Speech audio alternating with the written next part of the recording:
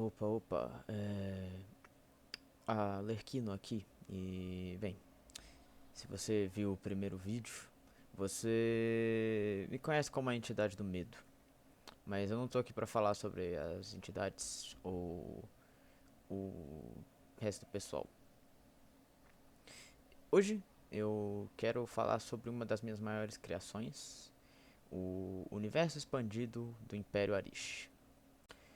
Pegue um cafezinho ou uma bebida qualquer e sente-se e aprecie essa história que demorou 10 anos para ser escrita e é desnecessariamente complicada, mas vamos lá. Só um pequeno detalhe, eu vou estar contando primeiro a história que eu criei e depois eu vou estar contando a história que meu amigo criou, é, que seria o famoso entre meus amigos RPG de Deus, que seria basicamente o universo expandido do meu universo e do universo dos meus amigos.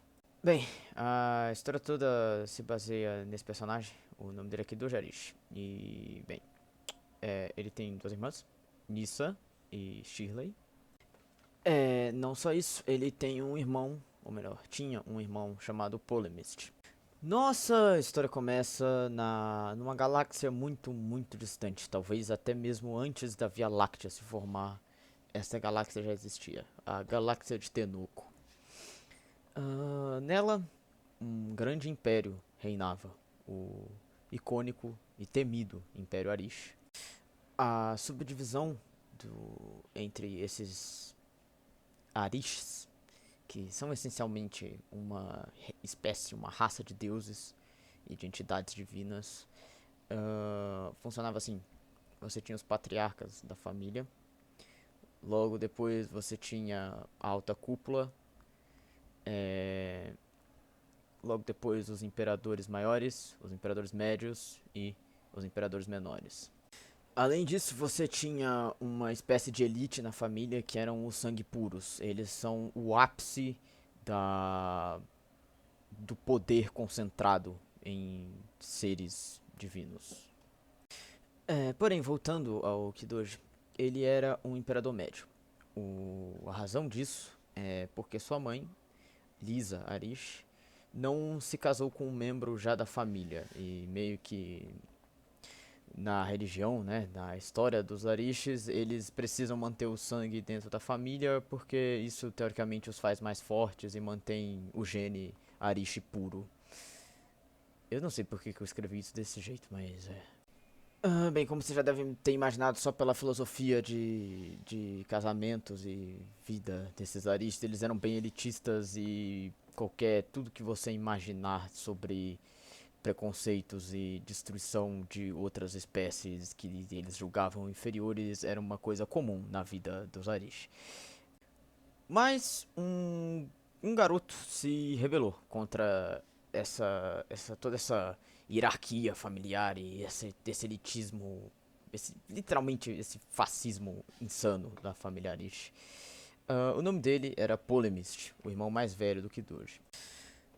Polemist então desafia sua mãe e sua família toda e os ideais dos Arish de forma geral e ele acaba sendo exilado. Mas antes de fazer isso, ele decide levar alguém junto com ele. Nisso, ele consegue matar sua mãe, Lisa. E num ato de vingança e pura raiva, o Kidoji, Nissa e Shirley se juntam com sua mestra e babá e tia para acabar com o Polemist e, enfim, no processo eles acabam destruindo toda a Tenuco, já que esse foi o único jeito que eles conseguiram parar ele, uma vez que o Polemist tinha conhecimento, entre muitas aspas, tinha conhecimento, ele tinha parte do incompreensível nele, a gente já chega lá. Com destruição de Tenoko, a família Arish se espalha entre diversas galáxias, entre vários universos. Então, Kidoji e suas duas irmãs decidem vagar pelo universo até que eles encontram um planetinha chamado Terra. E lá eles veem uma chance de talvez recomeçar uma glória de um império perdido.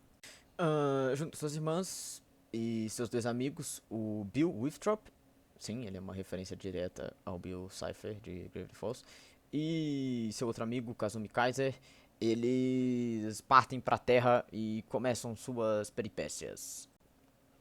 Tem toda uma parte da história sobre como esses deuses, né, esses Arishis e os Kaisers e os Withrop acabam fazendo sua presença na Terra, e isso basicamente se resume em deuses que teoricamente nunca existiram nesse universo e na verdade eram só reinterpretações do Kidoji e suas irmãs, do Kaiser, do Kazumi Kaiser, né, e do Bill.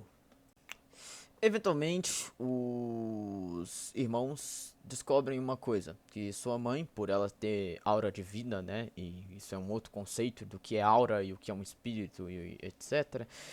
Mas eles descobrem que o espírito divino da mãe deles tinha reencarnado num humano.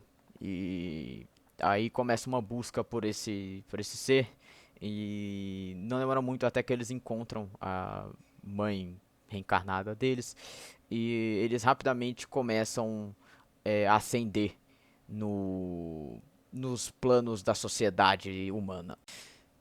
Eles se assentam no Japão e criam a AWS. O Kidoji, tendo visto toda a tecnologia humana sendo criada, decide tirar proveito disso e dos seus poderes divinos nisso, né? Então ele cria a AWS junto com a sua mãe, usando o fato dela ser uma humana e ela poder existir, e ela ter tipo um CPF, ela poderia criar um CNPJ, e seria basicamente isso. O Kidoji não é um ser vivo, então ele não pode simplesmente aparecer pro reino humano sem tipo um disfarce ou algo do tipo. Mas eles basicamente criam a AWS, ou a Arish Weaponized Solutions. E sim, eles fazem questão de colocar o nome da família deles bem de cara, porque eles querem fazer questão de que o império deles vai voltar ativa. Só que o objetivo deles não era só fazer dinheiro, é óbvio, mas isso é uma consequência. O humano adora criar armas e etc. Então as soluções armadas automáticas dos Arishis rapidamente ganham o mundo, e eles começam a ganhar dinheiro a partir de guerras dos próprios humanos. A Lisa se torna a primeira quadrilionária do planeta Terra, e ela constrói uma mansão no Monte Tanzawa, no Japão, alguns quilômetros de Tóquio. Mas é óbvio, o Kidoji tinha um plano maior. Ele não queria dar armas para os humanos simplesmente de graça, porque as armas eram incrivelmente fortes. Eles, inclusive, poderiam ser usadas contra semideuses e até mesmo algumas entidades totalmente divinas. O plano do Kidoji era criar essas armas totalmente autônomas, mas que ainda ficariam sob o controle da AWS. Então, no momento que uma arma era vendida, por exemplo, um droid de patrulha era vendido para o governo do Japão, o governo do Japão tinha a falsa impressão de que ele controlava o droid. Mas assim que os Arishis fossem dar um final strike deles, eles conseguiriam usar as próprias armas dos próprios governos contra eles mesmos. E agora você está se perguntando por que diabos o Kidoji, os amigos e as irmãs dele não só perceberam que a mãe deles estava viva de novo, e aí eles, sendo literalmente seres divinos com poderes sobrenaturais, porque eles só não tomaram a terra para si e escravizaram os humanos ou algo do tipo. A resposta para isso é simples: diversão. O Kidoji, ele é a definição de um sociopata. Ele é, inclusive, um sociopata muito sádico. Ele viu a humanidade crescer desde o primeiro organismo na Terra até a completa evolução do humano até os dias contemporâneos. Então, ele simplesmente faz isso por uma diversão. Ele acha engraçado ver os humanos sendo derrotados por eles mesmos. Na cabeça dele é isso que está acontecendo. E suas irmãs não são muito diferentes. A Nissa é completamente fêmeas malucas, se assim posso dizer. A Shirley seria a mais tranquila delas. É, o Bill Withrop, bom, ele, tirando o fascínio que ele tem por ingleses, ele odeia os humanos também. E o Kazumi Kaiser, mesma coisa. Ele só é mais sério que o Kidoji, mas é sádico igual. E basicamente a partir daí começa a Terceira Guerra Mundial. Os humanos não tendo a menor chance, tendo sido completamente manipulados pela AWS por anos, eles vão lá e perdem. Perdem muito feio. Ou melhor, se não fosse por um grupo de feiticeiros, ele poderia ter sido muito pior o massacre. Esses feiticeiros são basicamente humanos com parte de sua alma acendida. Então eles possuem uma espécie de poder sobrenatural. E o motivo deles possuírem isso é basicamente fé. É basicamente isso que dá poder nesse universo, no fim das contas. É você ter uma aura forte o suficiente. E tudo que tem vida tem aura. Então, basicamente, tudo que tem uma consciência, ou não tem uma consciência, mas pode ter fé, acaba desenvolvendo um espírito divino, ou algo próximo de. Nesse meio tempo, até a Terceira Guerra começar, algumas coisas aconteceram antes. A Lisa se reencontrou com com o marido dela e eles tiveram mais alguns filhos. Os únicos que são válidos de mencionar são as trigêmeas, especificamente a Katarish. Ah, ela seria basicamente a deusa do tempo. E vocês vão entender por que isso é importante, porque é tão único daqui a pouco. Tirando os outros filhos da Lisa e do marido dela, a gente tem o Kidoji casando com sua irmã Nissa e tendo uma filha, a Mihai. E é isso. Isso aí. E daí, a partir daí começa a Terceira Guerra e... É. Hum. Basicamente o que acontece agora é que a Tríplice Aliança, né? Que é a junção do Império Arish, o Império Withrop e o Império Kaiser, dominam a Terra e eles fazem a repartição do mundo com base dos seus impérios. E é isso, a humanidade cai de joelhos e agora eles dominam todo o planeta Terra. É como se não bastasse como qualquer vencedor de uma guerra, eles fazem de tudo pra apagar o seu passado e apagar tudo que eles fizeram e meio que fazer a humanidade esquecer de tudo que aconteceu e eles imaginarem que sempre foi assim, que a humanidade sempre esteve sob o controle da Tríplice Aliança. E aí começa uma série de censuras de imprensa e de confisco de artes e reescrita da sociedade humana como um todo. Porém, a humanidade não é boba nem nada e a partir daí criam-se grupos rebeldes que tentam lutar contra os impérios desde o começo. Os dois grupos principais são a RIG, ou a Guarda Interplanetária Humana, e a ROR, ou os Revolucionários da Rússia. Os dois grupos são bem distintos e buscam objetivos diferentes, mas de uma forma geral os dois são contra a Tríplice Aliança e fazem de tudo para lutar contra esse inferno que virou o planeta Terra e tudo.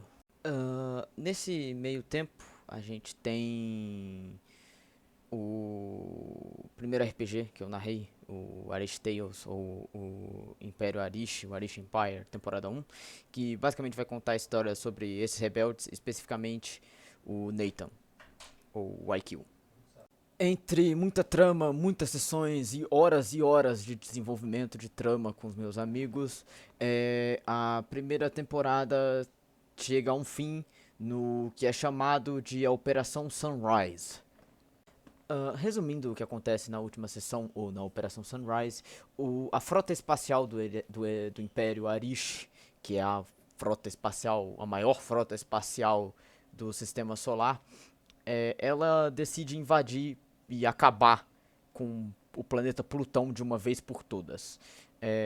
Dando um contexto rápido, Plutão, nesse universo, é o maior combustível, o maior mina, a maior jazida de combustível hiperespacial do sistema solar. Então era um lugar muito disputado pelos próprios impérios, até que a Rig e a RR se juntam e derrubam o único caminho de salto hiperespacial que dava em Plutão, deixando assim virtualmente impossível que os impérios reagissem rápido o suficiente. Isso se eles já não tivessem um plano. O Almirante Elihan, um humano que fazia parte do alto escalão do exército Arish, ele propôs um plano anos antes dele sequer se tornar um almirante. Ele ainda era um general. Ele era um capitão, na verdade, ainda. E ele, pilotando sua nave espacial, ele um dia teve uma ideia. Criar uma nova nave. Uma nave que seria não movida, mas sua principal arma seria um sol. Assim, anos depois do desenvolvimento, é criada a Super Estação de Combate Estação A. Ele, já sendo um almirante, o Elihan é escalonado para pilotar essa estação de combate móvel e ela é estreada em seu primeiro combate e para o público exatamente no dia da Operação Sunrise. Completamente encurralados, os rebeldes, eles tentam fazer um último sacrifício para segurar Plutão, enquanto ondas e ondas de soldados e droids imperiais avançavam.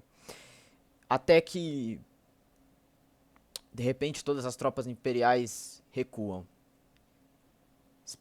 Um momento de silêncio paira no ar e a estação A surge do hiperespaço, um objeto maciço de 5 quilômetros de extensão.